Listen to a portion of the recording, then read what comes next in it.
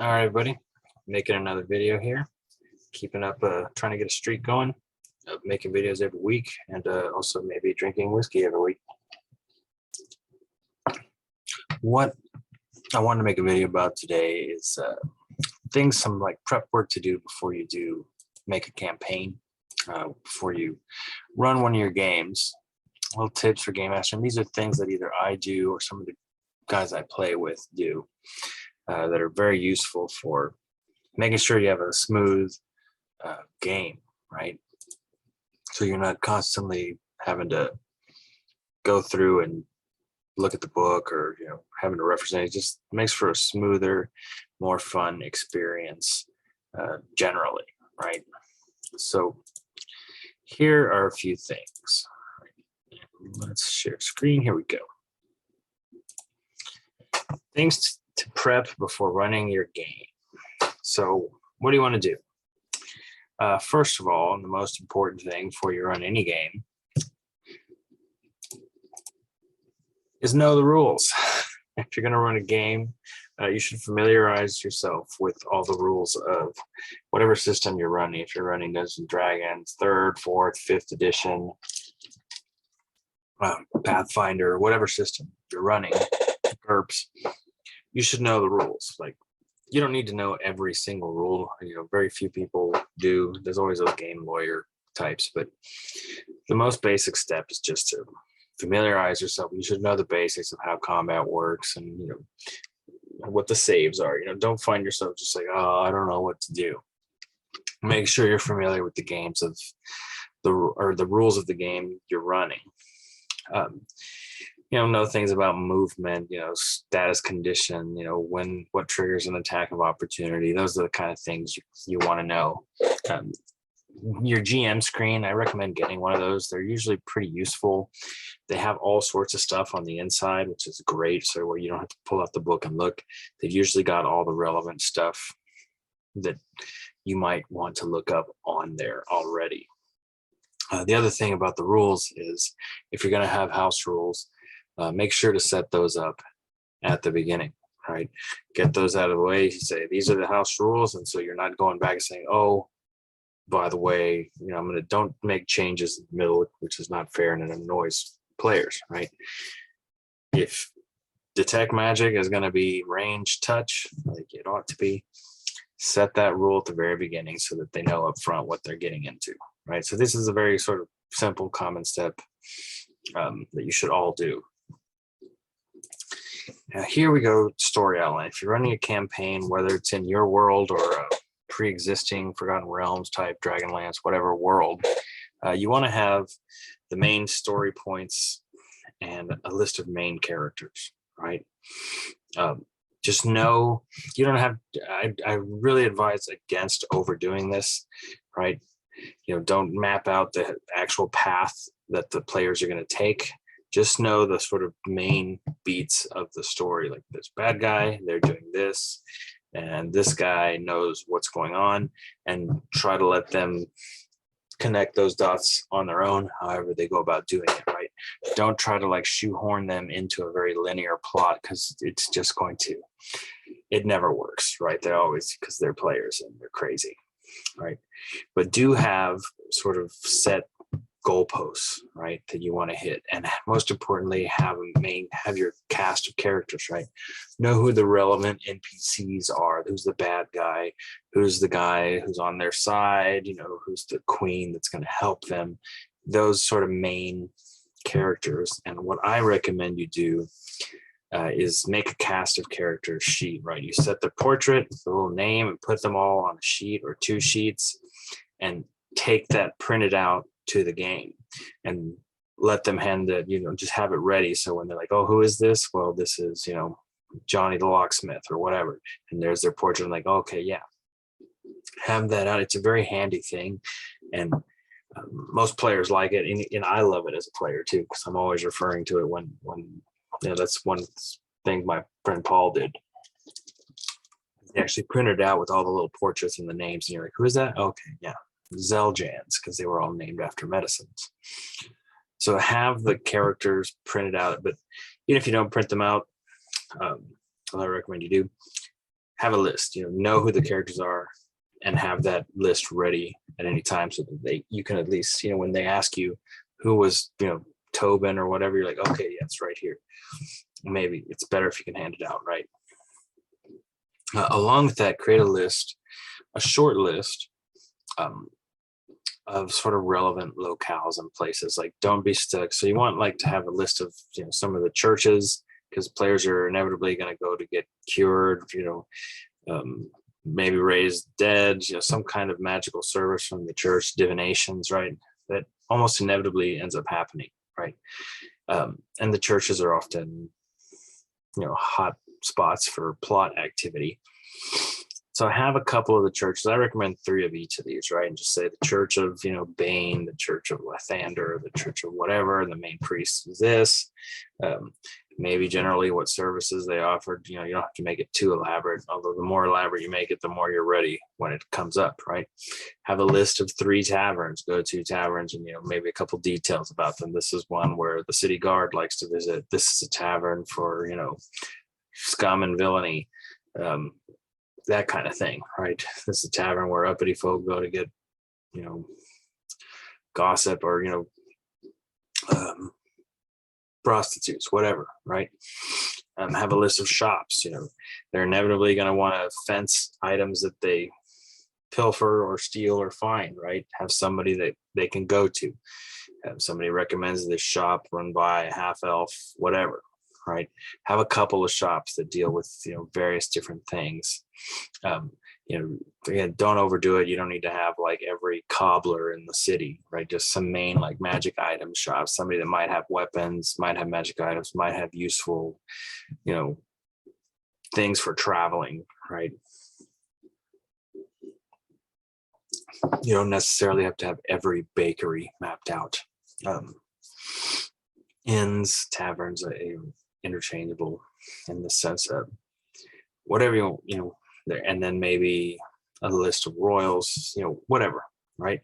But have these things pre-made so that when they're like, well, can we visit a shop to sell this stuff? And you'll be like, yeah, right away. And you can ask someone on the street and you've already got the name of the shop and who owns it. And you go here and there's some details, you'll probably sell it there. Now, rather than try to map out everything, what I recommend you do is you make the random NPC list, right? Which is basically just a list of names that you've come up with or from a random generator, and put a little slash next to each name. And whenever they say, who's the cobbler in town, you look at your little list of names and it says, Darvin Jenkins, and you write Darvin Jenkins. It's already there. You just write cobbler right next to it. You're like, Darvin Jenkins is the cobbler. And then when they ask who's his wife, well, you look for a female name. There you go. She's Darvin Jenkins' wife, and you've already written down. And then you just write a note next to it. Right? You have to come up with these things on the fly, and it's right there, already written down for you. You can reference it when they're like, "Who was Darvin Jenkins?" Oh, that's this guy. He's the cobbler. Right? Have that sort of pre-made before you go into it. All right. So moving on to the next one here is, that's kind of a bigger one, but cheat sheets, right? I highly, highly recommend these for a lot of reasons. Make a cheat sheet of player stats, right? You don't need to have everything like what all their bonuses and their abilities and all that, but just have a general, like, how many hit points they have, how much each player has for their AC, what their saves are, right? And you're not necessarily going to always use it, but it's good to have it as a reference. So when you're throwing stuff at them, you're still conscious of where they are, right? What the disparities are between the characters, and you don't accidentally start, dropping 10d6 fireballs on them when, because you're focused on damaging this barbarian and you're wiping out the rest of the party, right? Be conscious of those things, and making little cheat sheets about it helps. Now, the other thing I recommend is for certain scores or skills, right? It's always kind of a thing in the game where you're like, make a perception roll or a listen check or a spot check or whatever. And just the fact that you say that lets them know that something's happening, right? And so to kind of avoid that, you can turn it into a sort of defensive role, right? If they're, something is trying to sneak up on them, you don't tell them, make a listen check, right? You just take whatever, you have a little sheet that has their listen skill, whatever ranks on it. Let's say it's 7, you add 10 to it, so it's 17, and then you roll against that 17 as the DM, right? So you turn their sort of ranks and skill into a sort of defensive score, and then you just kind of quietly roll against it. Maybe they fail, and whatever you're rolling the stealth for another creature, they don't hear it, and you don't say anything, right? You don't go make a listen check, because automatically they know something's up. It's in those situations, this is an easy way to do it, and you have it on a PC cheat list, right? So keep these things kind of in mind. Little stuff like that can make difference in the fun of the game, right? Creating suspense and that kind of stuff. For your enemies, I like when I make encounters, I pre-make the whatever the monster is, and I will basically have even if there's 6 different types of creatures, right, in the encounter, I make a very simple stat block, right?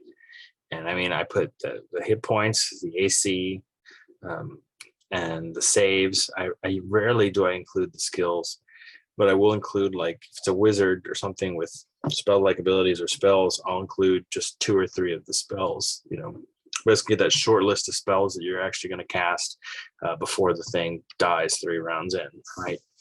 You usually, don't get a lot of mileage out of spellcasters as the GM. So you really don't need to write, I will never take like a 10th level wizard and have just a whole list of spells on there. I just pick 2 or 3. I'm like, that's what we're going with, right? And have that pre-made, right? Just tiny little blip, and you can fit 7, 8, 10 different enemies on one little sheet with all their little info, and you're good to go, right? You don't need to have like the whole entire stat block that they put in the monster manual. That's just kind of tedious to look through. Get it all on 1 or 2 sheets, all your encounters. Sometimes if there's like a city guard where they're playing, I have city guards made up, and I'll just pull out a sheet that says a couple city guards on there, and here we go, right? I've got these pre-made. We know what the city guard, no matter how many times you run the city guards, the same little blocks, right? So easy. It just kind of speeds the game up, right? And you don't have to spend time, looking up what's a 3rd level fighter going to do. Just make it up. That leads me to the last one. Have a formula, pre-made formula. You don't have to write it down if you remember it, but if you have some kind of formula for making NPCs on the fly or enemies on the fly, like mine is basically whatever the level the players are, and this is generally less than level 10, right? If they, generally speaking, whatever they're fighting, if it's going to be moderately challenging, I just make it, if they're level 7, well, then this, whatever they're fighting, is level 7, and it gets 7 hit die. It's going to have +7 to its attack. It's going to have saves that are roughly half that, right? Maybe +3 or +4, and boom, there you go, right? There's an enemy, right? And hit points about 8 per level, right? So if it's 7, it would be 56 hit points. There we go. And just like that, you've made a character, and it functions, right? It doesn't have to be exact. You don't need to know what its, knowledge arcana skill is. It's going to die in 3 rounds, more than likely. So just have a little formula that you can go, okay, yeah, sure. You decide you want to attack the bartender randomly. Okay, well, whatever. Here we go. Here's your bartender. That you're level 6. Well, maybe the bartender's only level 3, and you do 3 hit dice, and the bartender's got 8 times 3, 20. He's a tough bartender. 24 hit points, +3 attack. Just whatever, right? And have it in your head how you can just whip out a character, an NPC, an enemy real fast, right? Without having to be like, oh, you're fighting a lion. Oh, let me get out the player's handbook to see exactly what a lion is. And you're like, oh, it's not in this one. Okay, let me Google it. Just make a friggin' lion, right? It's gonna, you're level 6. It's got 6 hit dice. It's got +6. There you go. You got a lion, right? And it's not gonna kill them, right? they're going to mop it up in 2 or 3 rounds, no matter what you do. But it's generally the appropriate challenge, right? So those are just sort of 3 things. I'm sure you have lots. There's tons of other things you should do in terms of like story and setting yourself up and your maps and all that stuff. But those are just 3 quick tips I thought I would share so that we stay on our streak of being a prolific video maker and the chaser. All right, well, without further ado, I will see you guys, all 5 of you, whenever. Laters.